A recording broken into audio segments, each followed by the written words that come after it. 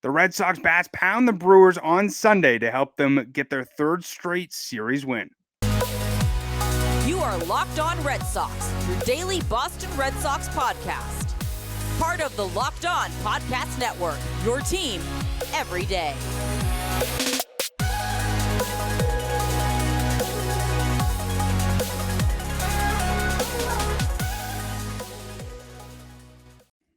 I want to welcome you back into the Locked On Red Sox podcast. Thank you so much for making Locked On Red Sox your first listen of every single day. I'm your host, Jake Ignaszewski, and today's episode is brought to you by Ultimate Baseball GM. If you've ever dreamed of becoming an MLB GM and managing your own baseball franchise, then this game is definitely for you. To download the game, just visit ultimatebaseballgm.com or look it up on the App Store.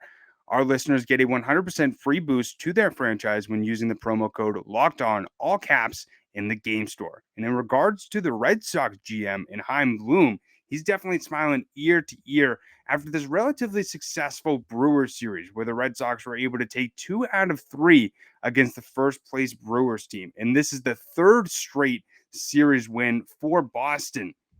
And not only throughout this series, but also mainly in Sunday's game, this Red Sox offense continued to show how on fire they are. Over the first 23 games of the season, the Red Sox have scored the third most runs in the MLB and the second most home runs in the American League. And that's something, two stats that I definitely didn't expect to be saying this early on in the season. And I know there's a lot of people thinking out there, well, it's only April. Let's see what happens in June. Well, this is the sample size that we're working with right now. So you got to be happy as a Red Sox fan with how productive this offense has been, not only with scoring runs, but also hitting home runs as well. And this was something that, Lauren and I, and also a lot of the other Red Sox media and Red Sox fans as well brought up throughout the offseason and during spring training is, where is the home runs going to come from? Where's the power going to come from in this lineup? And, most people pointed to Adam Duvall. And obviously, since his absence, the Red Sox have had to sort of make up offensively what they were getting from Duvall. And different guys have needed to be that spark plug for this Red Sox lineup to ultimately not only get guys on base, score runs, and hit home runs. And boy, did the Red Sox do that in Sunday's game, where they were ultimately able to win 12-5. Big help was they ended up scoring 9 runs in the 8th inning. But let's start from the beginning. We saw Brayan Bello take the mound for his second start of the season. Ended up looking a lot more productive in this one than he did in his season debut, where he ended up allowing 4 earned runs in the first inning. Luckily, through the first 3 innings, was hitless. Didn't allow any hits, no runs either. So luckily was able to sort of get that monkey off of his back of not being able to get out of the first in his season debut. Then ultimately ended up getting a little bit roughed up in the 4th and 5th inning. Allowed the Brewers to tie the game 3-3 after allowing 2 earned runs in the 5th, but ultimately looked a lot more comfortable, a lot more fluid on the mound. Also had much better control in this start than he did his last start. We saw, obviously, in his season debut, had a few different hit batters, wild pitches, but luckily sort of eliminated that in this outing and was able to look a lot better. That's definitely a plus for the Red Sox down the line as they look to hopefully see Bello get back to the form that he had back in 2022, where, he dominated to end the season. But with a guy this young, especially this early in the season, coming off of a forearm tightness, you can't always expect him to go out there and have pinpoint control and dominate, especially with how young he is. I mean, he's still starting to get used to major league competition, and only just went over 13 starts in his major league career. So I was definitely happy with what I saw in Sunday's game. But then we saw Richard Blyer come in, ended up shutting the door over these last few starts, has looked much better on the mound, especially after he essentially lost control a few times in his last few outings. Ultimately ended up regaining that control, luckily, especially with how he was essentially advertised as a pinpoint strike thrower when he came over from the Marlins during the offseason. But then we saw Caleb Ort come in, ended up throwing a wild pitch to help the Brewers ultimately take the lead 4-3. But then once the Red Sox got to the 8th, they said, nope, we're going to find every way possible to make sure we not only take the lead, but also blow this game wide open. And they did just that. They ultimately ended up scoring 9 runs in that eighth due to the help off of not only a few home runs, but also some clutch hits. Let's get into it. Justin Turner ended up hitting a home run. Masataka Yoshida ended up hitting one right after Turner did to go back to back to not only tie it, but also take the lead as well. Then we saw Connor Wong get a 2-run single to drive in Kike Hernandez and Jarren Duran. Then, after the Red Sox went all around the order, Justin Turner came right back up, ended up walking with the bases loaded to drive in Connor Wong. Then Masataka Yoshida said, 1 home run, not enough. Let me hit 2. Ended up smacking a grand slam and ended up hitting 2 home runs in just 1 inning. And ended up joining some very talented group with Red Sox players who have hit 2 home runs in 1 inning. The last person to do it, David Ortiz in 2008. And then after that, Nomar Garciaparra in 2002. And this is something, as a Red Sox fan, you definitely got to be happy about. Not only seeing Yoshida looking much more comfortable at the plate, but doing something that he's not always known for, which is hitting the long ball.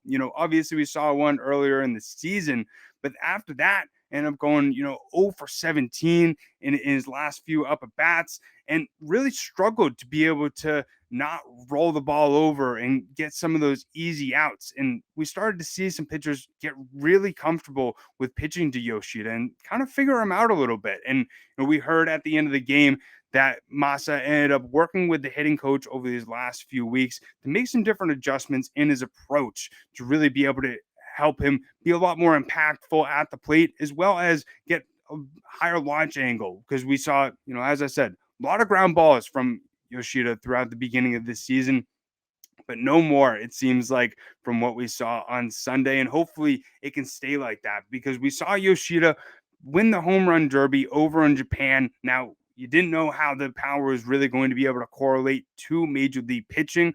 Who knows how much he's really going to be able to sustain it over 162, but especially when he hits 2 in 1 inning, how can you not be excited? How can you not get your hopes high for the power that Masataka Yoshida could possibly produce for this Red Sox lineup? And how could you not love seeing, the weights go in and out of the dugout? You even saw Jarren Duran pumping it up before Yoshida ended up going into the dugout. But, it was really nice to see this Red Sox overall team and lineup play a lot looser, look like they're having a lot of fun playing baseball. Then we also saw some other guys like Yu Chang come up big in this game, went 2 for 4 with a stolen base. He also made a spectacular sliding play at shortstop. Also defensively, we saw Rafael Devers get a diving play at third base to start a double play. And some of those plays, especially earlier in the game when it was a tie ball game, super close, those plays mean more than you'd think. They make a massive difference to not allow the Brewers to ultimately tack on more runs. And especially, looking at this game on the surface, they won 12-5. You're going to sort of forget some of those great defensive plays by Chang and Devers. And then we also saw offensively as well, I brought up, Yoshida, Turner, Chang, but also Connor Wong, as I said, had a 2-run single, also went ultimately 2 for 5 in this game. And then Jarren Duran continuing to show why he deserves to stay on this major league roster, and up finishing this game 2 for 4, ended up scoring 2 runs, walked once, and then also stole a base. And I think especially when you get some of these different players like Chang, Wong, Duran to come up big to ultimately make 1 through 9 super lethal and super dangerous for this Red Sox lineup, you're going to have different pitchers, especially like Corbin Burnes, who's one of the best in the league, sort of shaking in their boots, shaking in their cleats, not wanting to face this Red Sox lineup. And so, what we said with those stats at the beginning of the episode, that definitely shows how dangerous this Red Sox lineup could be. And all that matters is they keep it up. And if they're able to, we're going to see a lot more of these fun games and a lot more W's to be put up for this Red Sox team, but ultimately able to get a great W to get their third straight series win. But we're going to get a little bit more into what happened in game 2 and game 1 in this Brewers series in our second segment. But before we do that, I want to talk to you about Pro Baseball GM. So I talked to you about it a little bit more at the beginning of the episode, but now I want to tell you much, much more about it because honestly, this is one of the funnest games I've played in a long time. And if you've always wanted to be in Major League GM or manage your own MLB franchise, this is your opportunity to do so with a not only a free game, but also one that you can play offline when you're on the go whenever you want. And the best part about it is you can really feel like you're managing your own major league franchise by not only hiring the right coaches and staff, managing the team finances, you also have the ability to scout and draft players. And I think the funnest part is managing through the different personalities and injuries. We all know there's the cancer of the clubhouse, there's the leader of the clubhouse, and you really get to figure out how to manage those. And you also get to choose which players, are the cancer, which players are the leader as well. And then also you navigate your franchise through free agency and all the ups and downs of the season. And now what I've tried to do, sort of see what Heim Bloom maybe hasn't done exactly right, or maybe some other GMs as well, and do my best to learn from some of those mistakes and, actually extend homegrown talent, actually, sign free agents to big contracts. And, I've done all right at it, kind of like Lauren said, she's not too great at it. I do my best, but it's a really fun game ultimately at the end of the day. And, something that, like I said, you don't need to have Wi-Fi to play it. You can play it wherever you want on the go and really feel like you're building a dynasty for a major league franchise. Like for me, I've always dreamed of doing that. And so Locked On Red Sox listeners get a 100% free boost to their franchise when using the promo code Locked On in the game store. So make sure to check it out. To download the game, just visit probaseballgm.com. Scan the code or look it up on the App Store. That's probaseballgm.com. Ultimate Baseball GM. Start your dynasty today. And now, like I said at the beginning of this episode, Heim Bloom, the chief baseball officer of the Red Sox, or, as in my mind, the GM, he looked very smart in Sunday's game with, these different guys like Yu Chang, Masataka Yoshida coming up huge for the team. But one move that maybe he's shaking his head or scratching his head a little bit of, did I make the right decision, is what we saw in the second game of this Brewers series, where Garrett Whitlock ended up massively struggling against this Brewers team. And it was interesting because we saw his slider be so effective in his last start, where he ultimately ended up going a career high of 7 innings, and he only threw his slider 17% of the time against this Brewers team. And he had trouble getting swings and misses on all of his pitches. He ended up ultimately forcing 9 groundouts, which was mostly with his sinker, but then ultimately ended up really getting touched up and crushed for some changeups that were hung up a little bit too high. We saw Rowdy Tellez hit a 2-run home run, and Christian Yelich hit an RBI double off of those changeups that were hung up a little bit more in the middle part of the plate.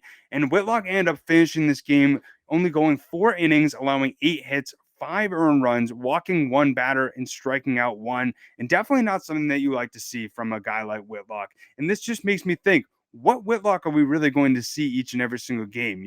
I don't want to be nervous going into each of his starts of sort of like you would be if it's Nick Pivetta or, few years ago of Eduardo Rodriguez.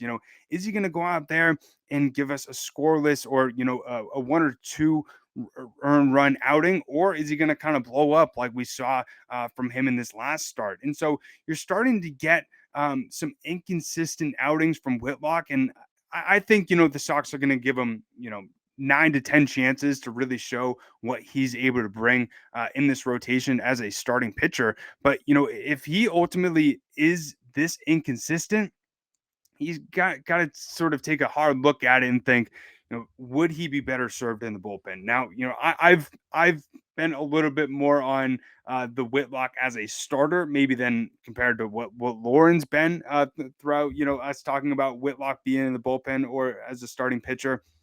I know she wants him in the bullpen 100%, also as a closer as well, maybe. But I think, especially with what we've seen from Whitlock early on this season, you still kind of got to be wary on if he is a starting pitcher long term, And I think, especially as we continue to see him, pitch more games, maybe get a little bit more comfortable. I thought he was comfortable in the last start or the two starts ago when he went 7 innings. I guess he's still just trying to get his footing back or get back into the groove of things as a MLB starting pitcher. But we'll see what he's able to bring in his next start, but definitely not what you like to see. And then what we also saw from game two, Yu Chang ended up continuing to show off that dad's strength, ended up hitting his third home run of the season. Devers also ended up poking a ball for his eighth of the season as well. And, this is one thing that, I also talked about in Sunday's game. Justin Turner continuing to swing a hot stick as well, went 2 for 4 in that second game. And then, we also saw Cutter Crawford pitch 2 innings out of the bullpen, only allowing 1 hit, striking out 2 batters. And, what we've seen from Cutter Crawford and Josh Winkowski, I've said it time and time again, out of the bullpen is just so important for this Red Sox team, being able to have 2 guys out there that are able to be productive long relievers and come in and not only give the Red Sox the innings that they need if a guy like Whitlock is only going 4 innings, but also be locked down. We also saw Winkowski in game one. He went 2 1/3, only allowing 1 hit, striking out 4 batters. And that's exactly what you want any team wants, not only in the regular season, but especially if this team is able to get to the playoffs. I know it's only April and you're like, Jake, we're really already talking about the playoffs, but especially for any team being able to have 2 long relievers that are as productive as these guys, not only in the regular season, but also I said like in the playoffs, like that's just so valuable and more valuable than you can really think and really see right now only in April. But from what we saw in game one, the Red Sox ultimately ended up winning 5-3. Nick Pivetta was on the mound. We saw him pitch 5 2/3, ended up allowing 7 hits, 3 earned runs, striking out 7 batters. Looked, how you sort of expect Pivetta to look. For the most part, he is what he is at this point, but it was nice to see him, get 7 strikeouts there. Also, go 5 2/3, a little bit longer than we saw from his last start. But I would love to see Pivetta continue to tack up those innings, to continue to stretch out, and really be that guy that he's been for the Red Sox over his last few seasons, an innings eater and a guy that is going to go the distance in a game. But we saw Jarren Duran continue, like I said in Sunday's game, but continuing to show how well he's able to acclimate to this major league pitching, and also be able to show in this recent stint with the team that he's able to be a lot more comfortable at the plate than what we've seen compared in the last few stints. Ended up going 2 for 4 in game one. And then Alex Verdugo also went 2 for 5 with 2 RBIs in that game one as well. But ultimately, Sox ended up getting their third straight series win and will now look towards the Orioles series, to where they're going to be hoping to get, a fourth straight series win. But, overall, looking at this series as a whole, tough weekend for Chaim Bloom haters. Masataka Yoshida got 5 hits with 7 RBIs. Justin Turner got 5 hits, 3 runs, 2 RBIs. Josh Winkowski had a 1.65 ERA. Then we saw Alex Verdugo and Connor Wong combined for 6 hits, 6 RBIs. And then Kenley Jansen got his 5th save in just his 5th save opportunity. So if you're a Chaim Bloom fan, definitely very happy after this series. But now the team just needs to continue this success, not only through the Orioles series, but also, throughout the rest of the season. And, we're going to have these debates throughout this 162. Did Chaim Bloom make the right moves throughout the offseason? Did he make the wrong moves throughout the offseason? But that's the fun part about, watching 162 and, experiencing the highs and the lows. But it's definitely nice to be experiencing the highs right now, especially with how, semi-negative Lauren and I were 2 weeks ago. Seems like last week was a lot more positive, and this week already starting to be much, much more positive. Can't complain with that whatsoever. But we're going to look a little bit more into what this Red Sox rotation could look like, potentially with Tanner Houtt sticking in the rotation, as well as an update on Reese McGuire's potential injury, as we saw, in Game 2. But we'll speak more about that in our second segment. But before we do that, I want to talk to you about BetterHelp. So I don't know about you. We've talked about mental health on this podcast multiple times in our mental health minutes, but I've done therapy. I don't know if you've ever done therapy. I found therapy to be something that has been revolutionary in my self-discovery process. It's not only helped me be able to deepen my self-awareness, but also my understanding for myself. And sometimes we don't know what we want. We don't know why we react the way that we do until we talk things through. And also, you could even say that for some potential, trauma that you may have throughout your life. And the one thing that I love about BetterHelp is that it connects you with a licensed therapist who can take you through that journey of self-discovery wherever you are. And if you're thinking of, getting into therapy, give BetterHelp a try because it's entirely online. It's designed to be convenient and it's flexible and suited to your schedule. That's one thing with, finding a therapist. You not only got to find the right person, but you also got to find somebody that's close to you, somebody that fits within your schedule. And I know not only for myself, but for others, you value your time, you value your schedule, and you want to not only be able to discover yourself more, be able to improve your mental health,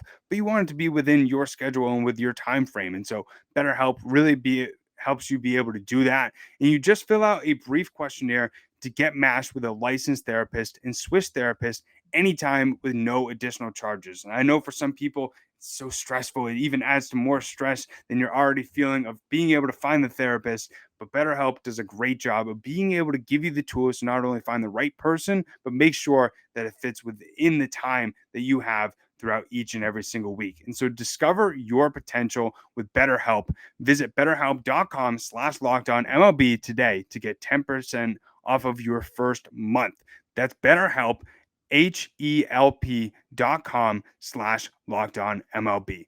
Now, I also want to talk to you about Built Bar. So, Lauren and I have raved about Built Bars. And for me, this is one thing that I eat not only after a workout, but almost every single day to not only fill up, but to eat something that tastes good, but is also good for you as well. And if you're looking for a delicious snack as well and don't want all the sugar and calories, then you need to check out the best tasting protein bar ever. That's Built Bar. And they also have 100% real chocolate. That's right, real chocolate in them. And they make unbelievable flavors like churro, peanut butter brownie, and even cookies and cream. And honestly, I can't believe that Built Bars are a protein bar. They honestly taste like a candy bar. They only have 130 calories, 4 grams of sugar, and with a whopping 17 grams of protein. You don't need to wait to get a box. For years, we've been talking about ordering Built Bars at Built.com, but now you can get them at your local Walmart or Sam's Club while you can still get specialty flavors at Built.com. That's right. Head over to your nearest Walmart today, walk to the pharmacy section, and grab yourself a box of Built Bars. You can pick up a 4-bar box of cookies and cream bar, double chocolate bar, or coconut puffs. If you're close to a Sam's Club, run in and grab a 13 box with our hit flavors, brownie batter puff and churro puff, and you can thank me later. But like I said, if you want to also check out and get specific flavors, go over to Built.com and get your fix today so you can try the best tasting protein bar in the Built Bar. Now, getting more into some other updates regarding the Red Sox, we saw Reese McGuire be listed as not injured after a little bit of a scary play in game 2. Ended up getting hit by a foul tip on Saturday, and x-rays ended up being reported as negative on Reese's throwing hand, and he expects to void any missing time. So this is something huge sigh of relief, not only for the Red Sox front office, but just for the Red Sox community in general, especially with how productive Reese has been at the plate. The Red Sox need him in this lineup. And even though his defense hasn't been exactly what you might have wanted, a lot of steals thus far, definitely much, much better than what the Red Sox would get if they had to bring up Jorge Alfaro. And, I think with what the tandem of Reese McGuire and Connor Wong has brought the Red Sox, it's exactly what you would want, especially now that Wong is getting a lot more comfortable at the plate, and especially with what he brings behind the backstop defensively, but also being able to work with pitchers. But I think with all the injuries that the Red Sox currently have stacked up on their IL, not having Reese McGuire on there is definitely a plus. So was definitely happy to hear that news. And it was also funny to hear Alex Cora joke a little bit about who would be the catcher behind Connor Wong if Reese McGuire wouldn't be able to come in immediately. He sort of joked about Tristan Casas having the ability to do that, with his, painted nails. The pitchers would have a very easy time being able to read the pitches. Definitely got to love that humor from Cora. But I was also, like I said, very happy to hear that Reese McGuire is okay. And then also I wanted to update you on Tanner Houck potentially sticking in the rotation. Now we heard that the Red Sox were going to go around one time in the rotation with a 6-pitcher rotation, but Tanner Houck was probably the main name that many people looked at and said, he's probably the guy that'll be moved over to the bullpen. But actually, he's been one of the best starters this season in terms of performance. And this is something that, yes, at the beginning of the year, throughout his spring training performance, I was very low on Tanner Houck as a starter. I'll say that up to this point, I was wrong. My assessment of him from what we saw in spring training, I was wrong. But the numbers, they were atrocious in spring training. He was letting up homers left and right. I guess that's a perfect example that you can't over analyze spring training. And especially as somebody who roots for this team, who talks about this team on a daily basis, I'm happy for a guy like Tanner Houck that he's able to help the Red Sox get more W's, stack them up, and especially be a very productive and reliable arm in that rotation, especially with all the question marks that they've had in that specific department. But over 21 innings of work, Houck has posted a solid 4.29 ERA. It's 11% better than the league average by measure of ERA plus, and nearly matching a 4.26 FIP, and also has a strikeout percentage of 25.5% and has a walk rate of 9.3%, which is largely in line with his career norms. But one thing that is massively different in what we've seen from Houck throughout this season is his ground ball rate. He came into this season of a career 49.3%, but over his 4 starts this season, it's jumped all the way up to 58.9%. So luckily, he's been able to keep batters hit the ball on the ground rather than hitting them in the air and having them go over the fence like we saw throughout spring training. And that's something, especially with how limited the Red Sox have seen in terms of productive innings out of some of their starters. It's definitely nice to have a guy like Tanner Houck being able to fill into the rotation, be productive, and then if the Red Sox need him to go into the bullpen, they have that ability as well. But definitely very curious to see how everything does play out for this Red Sox rotation, especially, if Nick Pivetta could be the guy to move to the bullpen, what happens, once James Paxton ultimately comes back. But all that will be answered within time. But if you want to stay updated with all those sort of answers, make sure to subscribe over on YouTube or wherever you listen to podcasts. And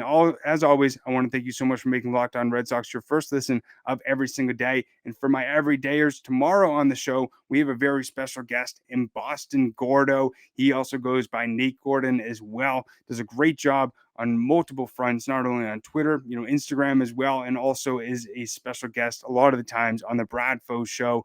But him and I are going to be breaking down tonight's game, so make sure to tune in to tomorrow's episode to hear that. But also follow us over on Twitter. It's LO_Red Sox. Follow myself. It's at Jake Iggy. And also my co-host Lauren. It's 3 laws, Lauren with 4 R's. But we hope everybody has a great rest of your day. And we'll end this episode how we always end it. Keep the faith, stay positive, and let's go Sox. Peace.